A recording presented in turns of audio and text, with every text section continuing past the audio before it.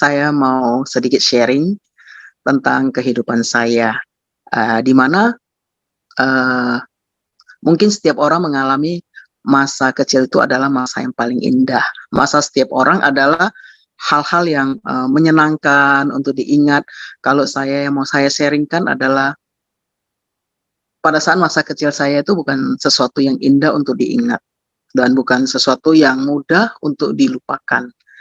Tetapi ya, dari kecil saya, tidak bersama dengan orang tua saya. Nah, jadi saya tinggal, terpisah. Nah, saya mengalami, hal-hal yang mungkin, orang lain mungkin tuh, tidak pernah, maksudnya terbayangkan, tapi yang saya alami itu adalah, pada saat itu saya masih kecil, usia saya mungkin masih sekitar 5 atau 6 tahun, saya mulai baru, masuk sekolah TK ya waktu itu. Jadi, pada saat itu, setiap, kami ke sekolah dengan saudara-saudara, itu, saya ada kayak abang-abang yang membawa kami ke sekolah. Nah, di situ saya mengalami yang dulu saya belum mengerti apa artinya itu tapi ternyata, eee, itu yang dinamakan dengan pelecehan seksual.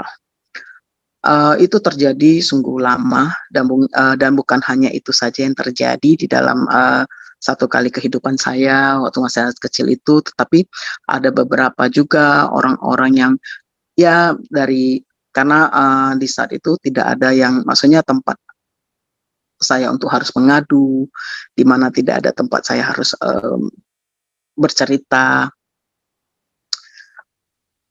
sehingga ya itu terjadi, sampai dari mulai mungkin saya usia 5 6 sampai mungkin itu terjadi di 10, ya terus terjadi. Dan yang terjadi di dalam hal itu adalah membuat saya itu menjadi satu, sosok yang saya terus mencoba untuk menjaga diri saya itu bagaimana. Saya selalu berusaha kuat, saya selalu berusaha menjadi, eee, supaya saya terlindung, jadi saya menjadi, kepribadian yang sedikit berbeda. Jadi saya merasa saya harus berlindung untuk melindungi diri saya itu, ya saya menjadi, lebih ke cowok gitu. Nah, itu membuat saya tumbuh tanpa saya sadari, saya jadi membenci yang namanya itu laki-laki.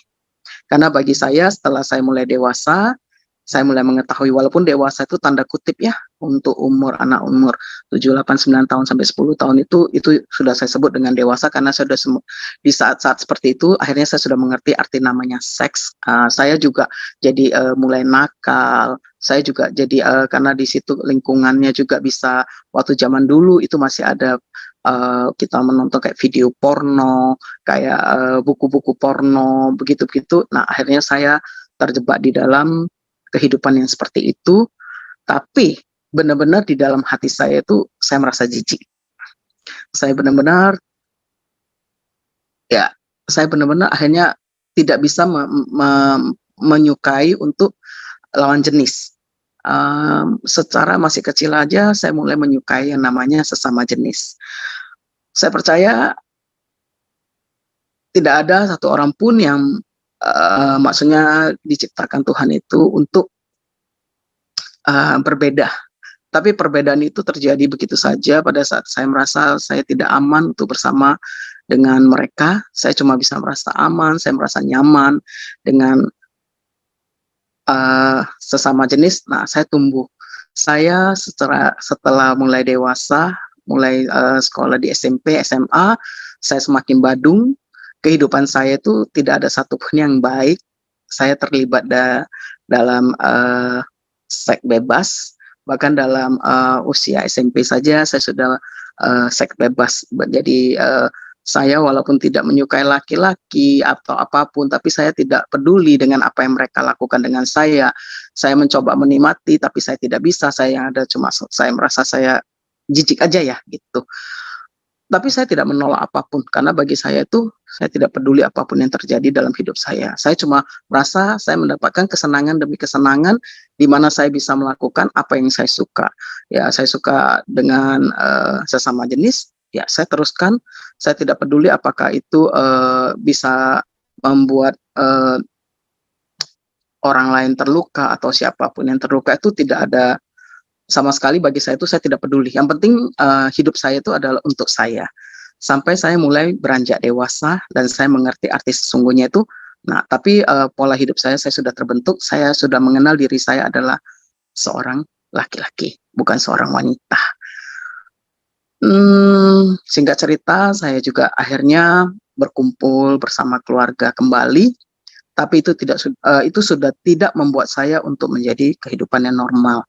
Saya tinggal dengan pacar saya serumah, dari mulai umur 19 tahun, saya sudah mampu, saya sudah bisa kerja, dan kebetulan pekerjaan saya itu membuat saya itu gampang dengan uang ya. Saya dari umur 19 tahun, itu saya sudah bisa menghidupi diri saya. Nah, jadinya saya lebih bebas lagi. Jadi saya keluar dari rumah, saya tinggal serumah dengan orang lain. Saya benar-benar menjalankan hidup ini dengan ya sesuka hati saya. Saya tidak mengenal kata takut akan dosa. Uh, yang benar-benar saya waktu itu adalah hati saya itu benar-benar selalu mencari. Dari semua yang saya rasakan itu cuma satu sih. Saya tidak pernah merasa dikasihi, saya tidak pernah merasa disayang, walaupun saya selalu penuh dengan teman-teman, saya selalu merasa hidup saya itu harusnya sudah bahagia, karena saya punya orang yang saya sayangi di samping saya. Tapi ternyata itu tidak membuat saya bahagia. Saya tidak pernah bahagia seumur hidup saya. Yang saya pikir selama itu bahagia itu sebenarnya saya hidup di dalam kebencian. Sebenarnya saya hidup di dalam kemarahan saya.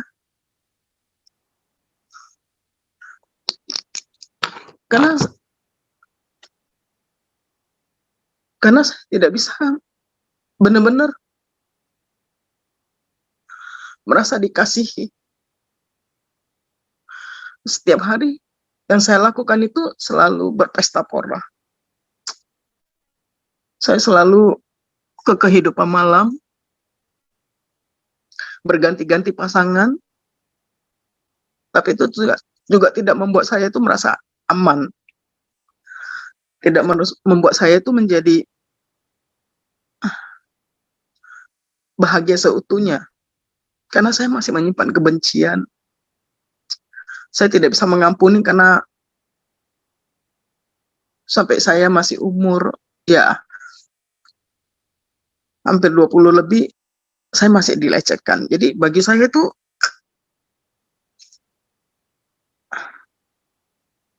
tidak gampang untuk menjalani hidup ini. Yang semua saya jalankan itu semuanya saya merasa ya, dulu saya merasa ya, asal saya ke tempat ketemu teman-teman, kita ya happy itu adalah happy. Tapi sesungguhnya sebenarnya ya ada, ya saya selalu merasa sendiri sih di dalam hidup saya. Saya nggak pernah merasa dikasihi. Saya nggak pernah merasa saya dicintai. Even itu, padahal banyak sekali orang-orang yang di sekeliling saya yang mengatakan ya mencintai saya gitu, tapi cinta yang tanda kutip ya. Ya itu yang benar-benar sampai perjalanan saya tuh, sampai saya berumur 40 tahun pun juga saya tidak pernah merasakan arti cinta yang sesungguhnya. Saya tidak pernah mendapatkan itu apa yang namanya itu damai sejahtera. Dan saya tidak pernah sekalipun merasa saya bahagia. Tidak pernah, sama sekali. Yang ada, saya merasa asal saya ada orang di samping hidup saya yang memenuhi semua kebutuhan saya, sehingga saya itu hidup dari kecil sampai ya hampir 40 itu saya terikat namanya pornografi. Jadi saya bisa nonton video porno itu dari malam sampai ke subuh itu cuma nonton ya. Jadi kalau orang nonton kayak berita detik itu, ya saya menonton video porno itu sampai seperti itu rasanya. Dan itu jadi kayak satu kebutuhan, satu ketergantungan hidup saya terhadap itu.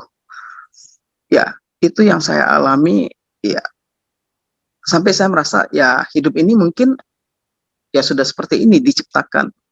Saya diciptakan untuk ya tidak mengalami satu kebahagiaan yang seutuhnya.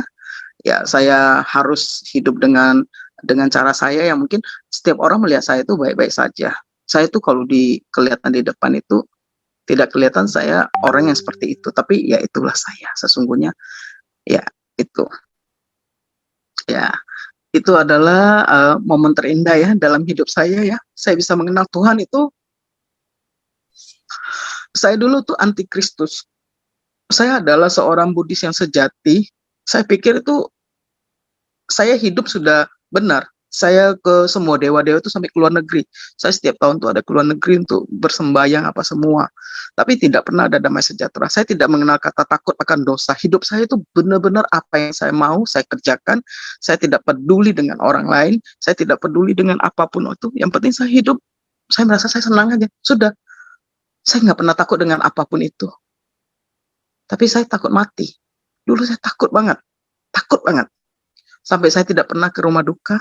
Walaupun itu orang dekat yang meninggal, saya juga nggak berani. Sampai saya didorong, sampai dibawa suhu terkenal, itu harus pegang tangan saya juga tetap takut. Bahkan kalau saya lagi ini, ada mobil jenazah, saya lagi nyetir, saya akan tutup mata. Saya nggak peduli karena saking saya takut. Mendengar suara sirena aja saya takut. Mendengar ada suara burung, dulu ada suara burung, itu ada petanda burung. Saya takut. Saya orang yang sangat takut sebenarnya, tapi kelihatan itu saya tegar. Nah, saya sangat bersyukur. Karena itu waktu itu saya ingat teman saya itu mengajak saya untuk kebetulan saya interior design itu ke gereja untuk membuat saya lupa ke gereja intinya. Karena saya dulu benci banget sama orang Kristen ya. Saya kesal banget dan saya termasuk orang yang penganiaya. Jadi setiap orang yang beragama Kristen itu akan saya kata-katain, saya tidak akan berteman dengan mereka. Bahkan waktu adik saya menikah pun juga saya tidak mau menginjakkan kaki saya ke gereja karena saya sangat benci banget. Saya juga nggak tahu kenapa. Yang penting bagi saya itu kayak palsu gitu. Dikit-dikit ngomong Tuhan Yesus bagi saya itu apa sih gitu. Ya itulah saya sebenarnya.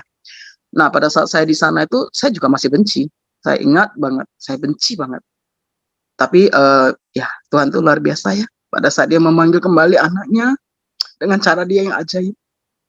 Saya ingat waktu itu pertama kali saya menginjak kaki di gereja itu ada satu film, saya mungkin setiap orang yang mengenal Tuhan tuh pasti pernah menonton film itu. Film itu sederhana banget, cuma tentang seorang pelari yang dimana dia waktu lari, tiba-tiba kakinya kesleo gitu. Tiba-tiba ada satu orang bapak kayak gitu yang merangkul dia berjalan bersama tuh. Nah pada saat saya melihat ada, itu papanya itu kayak yang memegang anaknya itu berlari bersama-sama itu. Kayak aku merasa tiba-tiba dari belakang tuh aku dipeluk. Rasanya hangat banget. Aku sampai menangis. Aku orangnya egois.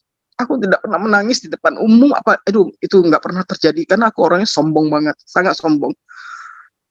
Tiba-tiba aku menangis. Kayak yang tiba-tiba aku merasa, gila, itu aku belum pernah merasakan orang memeluk aku seperti itu. Seperti kayak yang, ya itu kayak yang ada yang menenangkan. Kayak yang tiba-tiba kayak yang, aduh sedih banget rasanya itu kayak yang ada yang mengangkat semua beban, semua rasa itu kayak yang ditenangkan begitu. Itu pertama kali. Mungkin aku ada menangis itu hampir setengah jam. Nggak tahu kenapa aku merasa cuma kenapa ya aku menangis ya? Kenapa ya gitu. Nah, pada saat itu aku merasa ya satu kasih yang belum pernah aku rasakan, aku belum pernah diperlakukan seperti itu. Walaupun tidak ada yang melakukan apa-apa. Tapi saat itu aku merasa Tuhan benar-benar memeluk. Ya, dia Tuhan, Bapak yang menjadi seorang bapak dalam hidup. Ya di situ benar-benar aku merasa perasaan yang nggak pernah seumur hidup aku rasakan. Ya itu pertama kali Tuhan Yesus menjamah. Walaupun aku tidak langsung percaya Tuhan waktu itu masih yang benci, tapi aku mulai ke gereja. Setiap diajak, setiap minggu, aku mau. Ya, dari diajak sampai aku dibaptis itu ya nggak lama sih. Karena benar-benar Tuhan waktu itu benar-benar terus dan terus itu 3 bulan. Pada saat 3 bulan itulah pertama kali saya dibaptis. Ya, saya bergabung dengan Harvest itu agak lucu ya. Dengan memang Tuhan tuh baik. Walaupun saya udah mengenal Tuhan hampir 2 tahun lebih, tapi bukan berarti saya sembuh. Saya masih belum sembuh. Tidak gampang, bagaimanapun juga saya sudah hidup di dalam hidup itu hampir 40 tahun lebih. Saya hidup dengan style saya hidup dengan yang saya cintai sudah pasti bukan lawan jenis, dan saya masih hidup bersama. Dalam arti kata, ya, saya tidak sembuh. Walaupun saya juga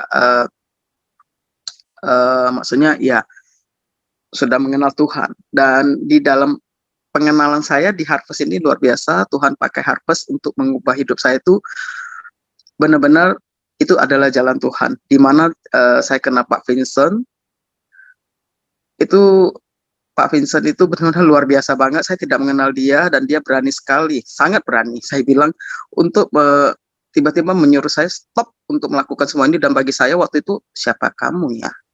Saya tidak mengenal kamu. Apa yang kamu lakukan? Tapi saya orangnya sopan, saya tidak melawan, saya cuma bilang, oh iya. Tapi Tuhan tuh mungkin memakai setiap daripada perkataan, setiap klaim, setiap doa. Waktu itu Pak Vincent berserta dengan beliau yang lain, terus mendoakan saya, untuk saya supaya dipulihkan. Walaupun waktu itu saya merasa, oke, saya cuma, ya atau Pak Vincent jauh, saya tetap hidup saya pikir, ya begitu, saya nggak sangka. Tapi itulah titik mula awal di mana saya bangkit. Titik mula awal Tuhan mau memulihkan saya. Saya juga nggak bilang saya langsung pulih. Tapi mulai saya merasa takut akan dosa itu lebih besar daripada biasanya. Saya setiap hari, saya itu orang yang taat dan setia. Pada saat saya sudah setia, saya sudah sayang, saya sudah cinta sama Tuhan tuh, saya setia. Saya setiap pagi, saya akan baca Mazmur 91 itu tiap hari, karena bagi saya Mazmur 91 itu banyak menolong. Saya akan melakukan taat tekun gitu. Nah sama, karena saya didoakan terus untuk dipulihkan. Saya mulai takut. Setiap saya melakukan, saya akan takut. Setiap saya habis melakukan hubungan seks, saya akan takut. Oh ya, saya melakukan dosa. Walaupun saya selalu minta ampun sama Tuhan di sini, saya berpikir, oh ya, asal kita minta ampun, Tuhan akan mengampuni, Tuhan akan ini mengampuni. Sampai saya mengambil satu keputusan, saya tidak mau melakukan hubungan seks. Saya akan tetap menjalani hubungan ini dengan pasangan saya, karena tidak bisa begitu langsung aja menurut saya ya. Saya juga minta sama Tuhan, Tuhan, siapa sih yang nggak mau diubahkan? Siapa sih yang nggak mau hidup normal? Siapa sih yang mau hidup kayak saya? Nggak gampang loh. Saya nggak mau. Tapi saya juga nggak bisa langsung tiba-tiba kayak yang sok suci. Oke, saya bisa lupakan semuanya. Nggak segitu gampang. Setiap semua yang saya lepas itu, saya dengan berdarah-berdarah melepasnya. Tapi saya bilang sama Tuhan begitu berharga dalam hidup saya. Tuhan yang pulihkan saya bilang. Saya nggak minta detik ini juga saya langsung sudah berubah. Tidak. Tapi saya bilang sama Tuhan pulihkan saya. Satu hal yang Tuhan pulihkan. Begitu saya mulai mengenal Tuhan, saya tidak lagi menonton film porno. Amin. Itu secara ajaib. Saya bahkan tidak punya keinginan untuk menonton. Bahkan kalau ada teman-teman yang mengirimnya video-video begitu, dulu sekali saya masih mau buka. Habis itu saya pikir, setelah saya buka, saya mesti minta maaf sama Tuhan. Tuh rasanya kayak kok ada rasa jijik ya. Itu kayak yang dosa yang harusnya tidak usah saya lakukan. Kenapa saya harus menambah dosa saya sementara saya udah tahu, saya punya rasa takut kan. Sekarang yang saya lakukan aja itu sudah berdosa banget di hadapan Tuhan, karena di Tuhan tidak ada dosa besar, tidak ada dosa kecil. Tapi alangkah baiknya kalau saya mengurangi dosa saya lagi, tidak usah lagi kayak seperti itu. Lalu dulu kalau saya itu hidupnya sombong banget, hidup saya itu selalu karena saya merasa saya di atas, saya tuh memandang orang itu rendah, saya tidak pernah menghargai orang lain. Tapi Tuhan ajarkan saya untuk ya saya mulai ini. Nah, jadi di HA ini saya mengalami satu yang luar biasa banget adalah bukan saja saya berdoa dan dipulihkan pelan-pelan, tapi juga di HA ini saya diajarkan satu keberanian. Keberanian dalam apa? Saya bukan orang yang bisa berdoa. Walaupun saya sebagai waktu saya menjadi seorang pendoa itu, saya merasa, aduh, mendoakan orang itu bukan saya. Benar-benar saya tidak bisa kayak yang saya selalu takut gitu ya. Tapi di HA ini diajarkan untuk kita semua itu untuk harus berani. Pada saat kita mau menjadi anak Tuhan dan kita mau menjadi seorang pemenang, tidak ada rasa takut. Karena kita Amin. bukan saya pikir kamu nggak usah pikir deh si A pinter banget, doanya bagus banget, gila, luar biasa. Cukup bilang, Tuhan, saya mau dipakai, apapun doa itu, saya tidak peduli apapun hasil doa saya, tapi saya mau dipakai Tuhan. Saya mau Tuhan, saya pengen banget ikut Tuhan, apapun itu saya mau. Ya saya berjuang, saya merasa ya inilah waktunya dan saya berkesempatan banget di HA ini, ya saya bisa melayani orang, dan saya benar-benar mengalami satu pemulihan dalam hidup saya. Saya berterima kasih dengan Pak Vincent yang walaupun waktu saat itu saya benci banget sama Pak Vincent, tapi di sini saya mau bilang terima kasih sama Pak Vincent secara pribadi.